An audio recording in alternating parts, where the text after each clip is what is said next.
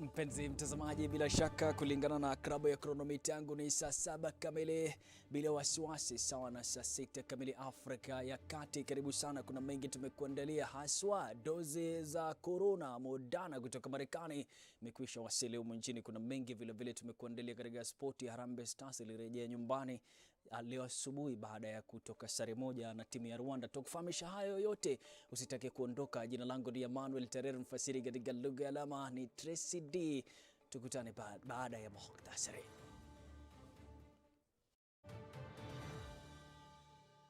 Dawa za kiasili kufanyiwa mjarabu kwenye maabara za serikali kujua kama itatibu corona.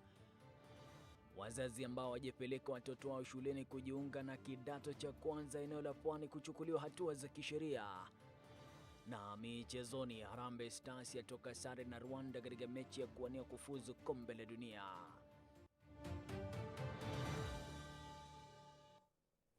Wachanganuzi wa soka watakuambia kitu kimoja, nyota ya Stars inafifia, lakini tutakufahamisha hayo katika Diko viwanjani. Tusamzuke sote kadi tama tufike tamati.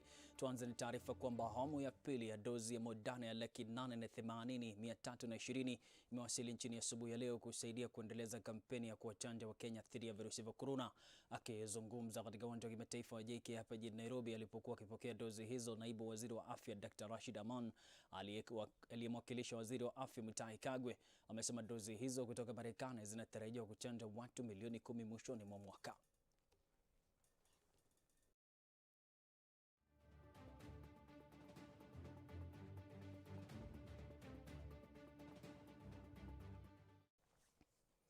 Tusalie katika masuala ya corona. Serikali kuu kupitia idara ya utamaduni na turathi za kitaifa imekusanya dawa za kiasili kutoka kwa madaktari tofauti wa tiba za kienyeji katika kaunti ya Kakamega ambazo zitakaguliwa katika maabara na wanasayansi iwapo zitatibu virusi vya corona.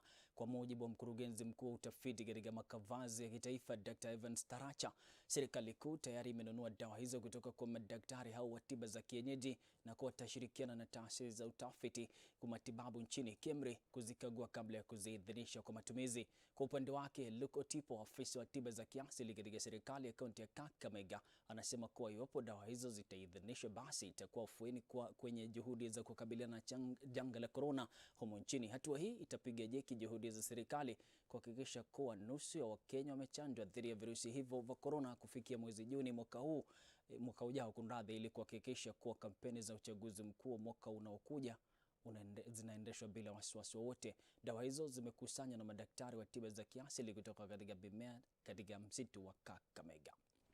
Ambavyo vinasababisha ugonjwa wa corona vinaendelea na kubadilika sambuli moja baada ya ingine, na vikifanya hivyo inakuwa ni shida kwamba mtu kama amepata chanjo ya sambuli moja inakuwa ni shida ile chanjo kusaidia kwa sambuli nyingine. Hii ni ukweli.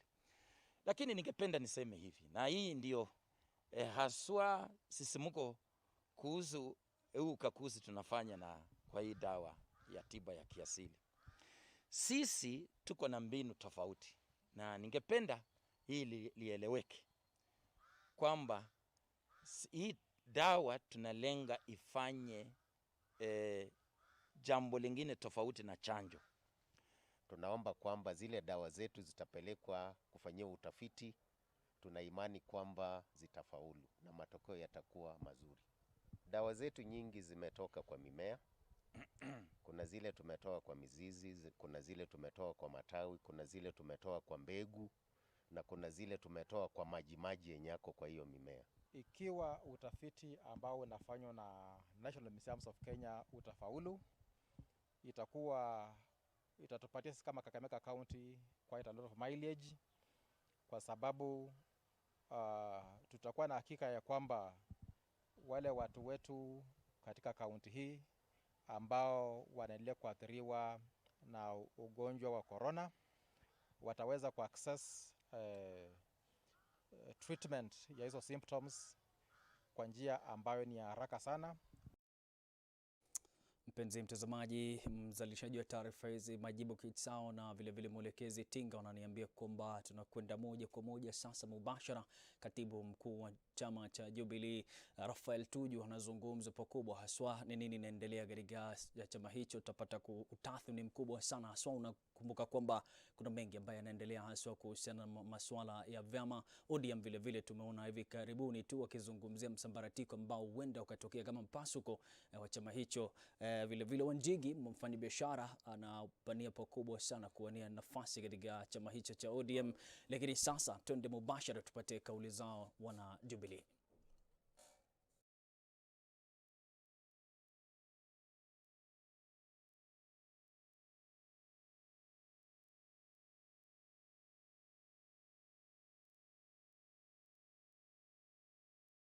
And in private. It is not about numbers. This political speak, this I can say, this we can say, is to say I can pull out the support of my tribe if you do not get this for myself, if I do not get this for myself. It would probably be excusable if it is about support for the tribe, but it's now becoming clear for all Kenyans to see that it is about self, ubunafsi na ulafi wa hali ya juu. Unfortunately, for the so-called UDA, political blackmail, stock options have a battery life and have a shelf life. Through it all, President Uhuru Kenyatta has remained focused on the big picture for the good of Kenya, implementing the Big Four agenda and securing peace and stability through inclusion, because without peace, no development and prosperity can be sustainable in our country. We believe that our president has been very tolerant and has accommodated his past behavior and demands as a statesman whose mission is to make Kenya viable by uniting our country. The president continues to focus on the big picture, and we congratulate him for that. We believe that our president has been very tolerant indeed. The blackmail stock options expiry date was immediately after the 2017 elections.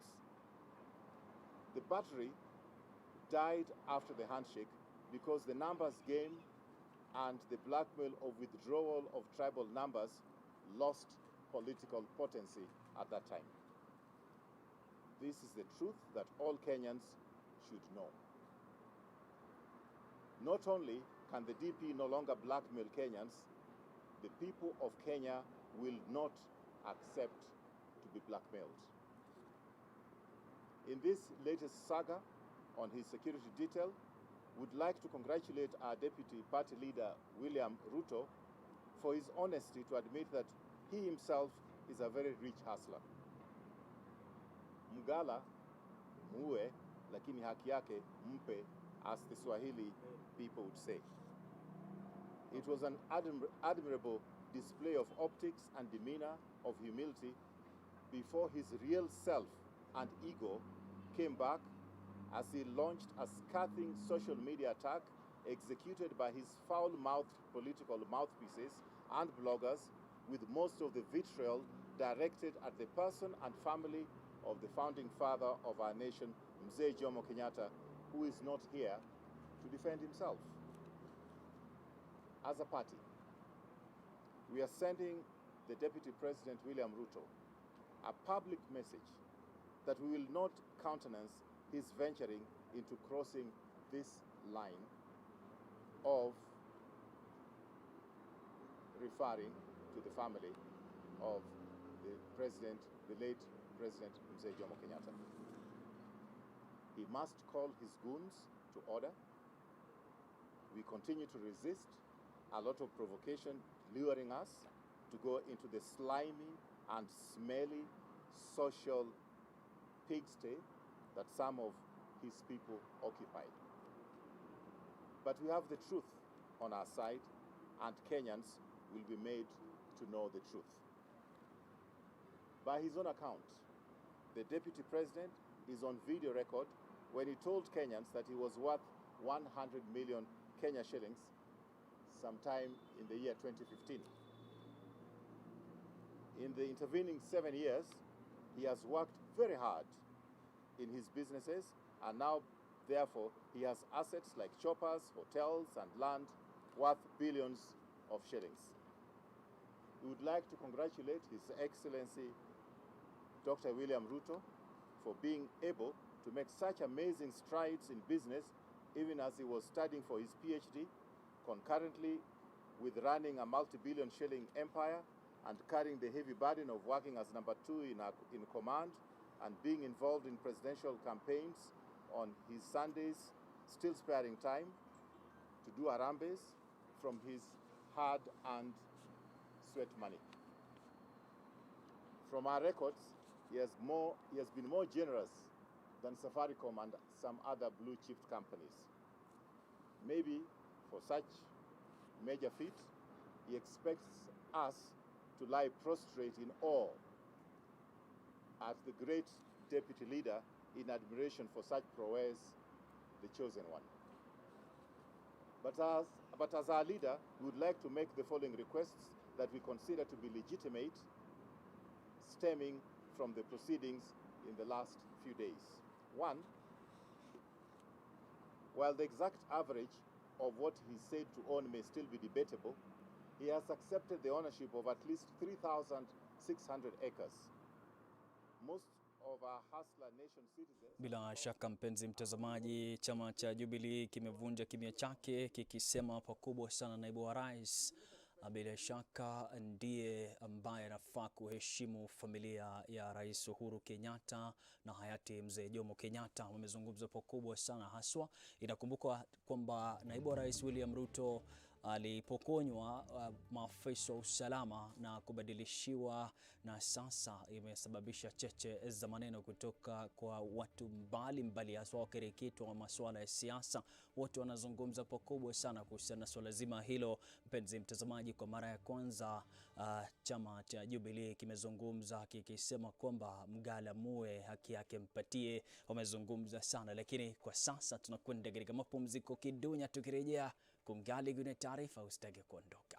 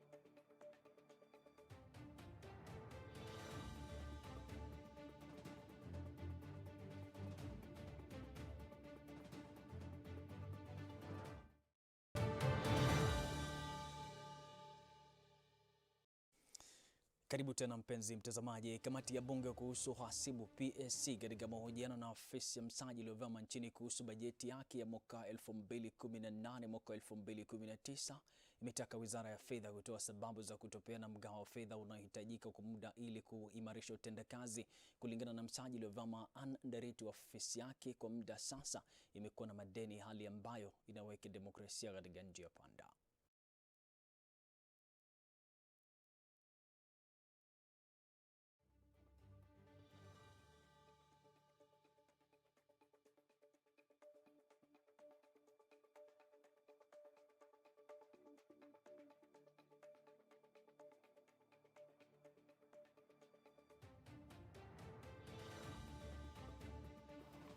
Thank you.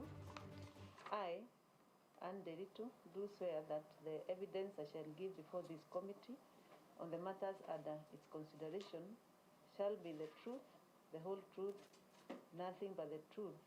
So help me God. Tutachukua tena taarifa hiyo baadaye, lakini shughuli za kusajili wanachama wa chama cha UDA katika kaunti ya Migori imeshika kasi, huku washikadau wakinuia kutanua uuzaji wa sera za chama hicho katika kaunti ya Migori. Ikumbukwe eneo la Nyanza ni ngome ya kinara wa chama cha ODM Raila Odinga, na huenda chama cha UDA kikakosa uungwaji mkono wa kutosha. The perfection of Luo Nyanza region, they have been saying it is ODM. We are welcoming all the parties to this region to come and sell their views, to come and sell their policies, because after it all, it is not a matter of that tribe, this tribe. I'm a youth like any other in this nation. The key thing that brought us here is to do further registration mobilization within this party of United Democratic Alliance, UDA. Zaidi ya watu 50 wanaoishi na changamoto za ulemavu wamekutana mjini Kakamega kujadili sera za kunadi chama cha ANC pamoja na kuweka mikakati ya kukiimarisha mashinani ili kuhakikisha kuwa kimeshinda kura za mwaka 2022. Mwanahabari mwenza Paul James na taarifa kwa kina. Watu hawa wenye changamoto tofauti za ulemavu kutoka eneo la Magharibi wamekutana kwa nia ya kuelimisha na kuhamasisha wenzao jinsi watakavyoshiriki kwenye uchaguzi mkuu ujao. Our party stands for inclusivity. That is what our party leader, Honorable Musalia Mudavadi, the 5th president, stands for. Inclusion of every member of the society. Wanasiasa ni vigumu sana, hata mtu anaweza kuwa anampenda nataka kumpigia kura, lakini hawajali vile huyo mlemavu atafika kwa kituo cha kura na vile atapiga kura na arudi kule nyumbani. Kwa hivyo yale mambo tumefunzwa hapa leo ni mambo mazuri, ile itafanya hata walemavu wale wajiwezi sana waweze kutembea, wafike kwa vituo za kura na waweze kupigia viongozi wetu kura. Wanaitaka Tume Huru ya Uchaguzi na Mipaka IEBC kuweka mikakati ya kuhakikisha kuwa wanaoishi na changamoto za ulemavu wamepokea vitambulisho vitakavyowawezesha kushiriki zoezi la kupiga kura mwaka ujao. Kwa sababu pia slogan yetu ni uchumi bora, pesa mfukoni, na kila mwananchi akiwa na pesa mfukoni, hiyo inamaanisha kwamba ni maisha bora kwa kila mwanamke mlemavu, ataweza kusomesha watoto wake na ataweza kujisimamia. Wamesema wataelekeza mafunzo waliopata hapa kwa wenzao waliolemewa kufika kwenye mkutano huu, huku wakiwataka wanaoishi na changamoto hizi kujitokeza kwa wingi kuhakikisha kuwa wamejiandikisha na pia kupigania viti tofauti kupitia ANC. Mtu yoyote ametuita sisi kama disability akatufundisha mafunzo ya kuembawa. Hakuna tena mtu mwingine mwenye ameshafurahia udisability wetu. Hata hakuna mwenye ametuteua kutoka nyumbani kule mashinani kama mheshimiwa Mudavadi. Chama cha ANC na KANU ambavyo viko kwenye muungano wa One Kenya Alliance vinaendelea kujitanua mashinani kwa kuandikisha wafuasi wapya pamoja na kutoa hamasisho kwa watu kujiandikisha kama wapiga kura. Apollo James, Runinga ya Switch. Wameshauriwa kukataa kutumika na wanasiasa nchini mwaka mmoja kabla ya uchaguzi mkuu ujao. Wakizungumza na wakazi katika kaunti ya Baringo, viongozi katika kaunti hiyo wamesema kuwa nchi haielekei njia nzuri na kuwa haiko tayari kurudia matukio ya mapigano yaliyoonekana katika mwaka 2007-2008. Zaidi wamesihi viongozi kuwapa vijana suluhu na ili kuwatatulia shida zao, bali na kuwapa nafasi vile vile kujikakamua haswa kutafuta ajira. Can our leaders refrain from inciting the public? Let us stop telling people to go this way or to go that way. Let us allow the government to do its work. Let us give the regime that is in place time to finish their work. Tukielekea uchaguzi, tafadhali, let us all not incite people. Let us not block people from going where they are going, kama leo vile imefanyika. Tena tunataka vijana yetu msitumike na mtu wa siasa yeyote katika nchi hii. Kwingineko, zaidi ya familia 35 zilizoathirika na ajali ya Mohonje kwenye barabara kuu ya Eldoret-Webuye zimefidiwa kima cha shilingi milioni 1.2 kugharamia mazishi, matibabu na kufufua biashara zao zilizoathirika baada ya ajali hiyo iliyoangamiza watu 5 na wengine 7 wakijeruhiwa baada ya magari 4 kugongana kabla ya lori la kusafirisha mafuta kushika moto na kuteketea. Ni hafla ambayo iliongozwa na Gavana Wycliffe Oparanya. Flora Limoki ni mwandishi wetu. Kulingana na Gavana wa Kakamega Wycliffe Oparanya, wafanyabiashara ambao wanafanya biashara zao kando ya barabara watapata nafasi ya kuendeleza biashara zao katika shamba ambalo serikali ya kaunti ya Kakamega litawatengea. Na tunataka tutafute shamba karibu hapa tuweke soko. Aidha, Oparanya amewatahadharisha wale ambao wanang'oa ishara za trafiki kwa minajili ya kuuza, akisema chuma chao kimotoni. Wale wafanyabiashara, traders who are on the road to serve should be removed, because hiyo ndio danger. Na kuwa hapo unajipatia bahati ndio, lakini uko kwa danger. Hadi kufikia sasa, baada ya ajali hiyo, baadhi ya familia bado hazijatambua miili ya wapendo wao, huku wakiomba serikali kuwasaidia kufanya uchunguzi wa asidi na saba almaarufu DNA ili kutambua jamaa zao. DNA ilifanywa, lakini kile ambacho tumeambiwa ni kwamba wait for some time, maybe a month au sasa maybe 2 weeks. Majuma mawili yaliyopita, watu 6 waliangamia kwenye barabara hiyo baada ya gari lao kupigana dafrau na lingine kisha kushika moto na kuteketeza abiria wote. Mwaka jana watu wengine 7 waliaga dunia katika eneo la Kaburengu kwenye barabara hiyo hiyo baada ya trela kupoteza mwelekeo na kugonga na kuwaua wachuzi. Naamini watazingatia hayo wale madereva ambao wanaambiwa vile kwamba zingatia sana ishara za barabarani na vile vile yale matakwa yaliyotolewa na NTSA. Lakini kwingineko, wabunge kutoka eneo la Magharibi wakiongozwa na Emmanuel Wangu wametaka shughuli ya kutafuta naibu chancellor wa chuo kikuu cha Masinde Muliro iwe ya huru na haki na kuwa wanasiasa wasitilifiane. Ili baada ya taarifa kuenea kuwa Profesa Chacha Nyaigoti alikuwa ameteuliwa, jambo ambalo limetupiliwa mbali. As elected leaders from Western Kenya, we have called you to express our very deep concerns with the unfortunate attempts by some of our colleagues to politicize the process of recruitment of the Vice Chancellor and Deputy Vice Chancellors of Masinde Muliro University of Science and Technology, MUST. This is a major institution whose importance to the region cannot be gainsaid. We are keen to see that the university secures substantive leadership, and we trust that the best candidates will be given the chance to lead MUST as Vice Chancellor and as Deputy Vice Chancellor. For the record, we have no preferred candidate. After all, we know and appreciate that a university can be led by anyone as long as he or she is competent enough.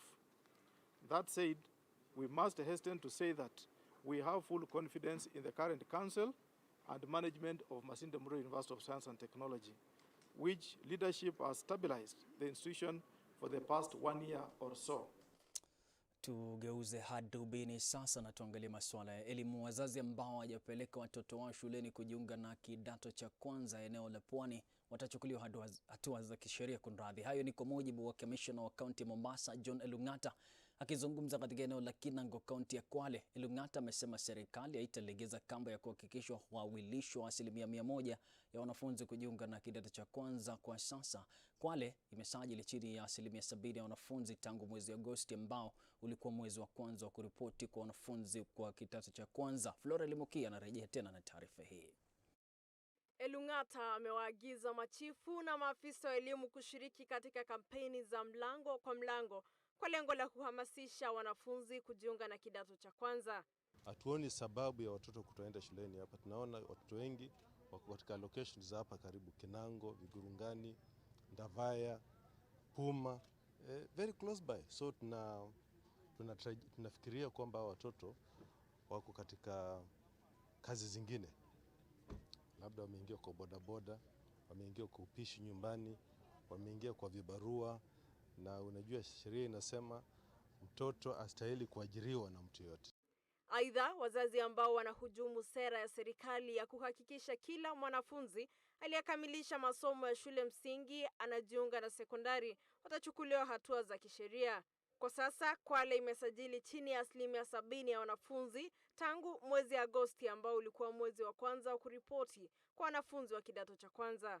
Tutawashika wazazi, sheria inasema kwamba masomo ya kimsingi ni lazima, sio ya hiari, ni lazima, na sheria inakubali kwamba yule ambaye anakiuka sheria hiyo anakamatwa na anafungwa.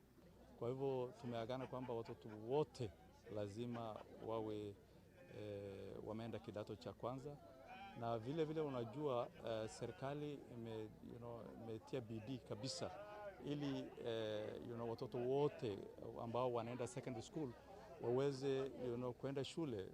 Kamishna John Elung'ata alikuwa akiwaongoza washikadau wa elimu ambao walikuwa wakitafuta sababu ya wanafunzi kutojiunga na shule za upili. Flora Limuki, runinga ya Switch. Dakika 25 baada ya saa 7, mpenzi mtazamaji, asante sana kwa kusanzuka nasi kadi tama tumefika tamati, lakini ni mwanzo wa diko viwanjani.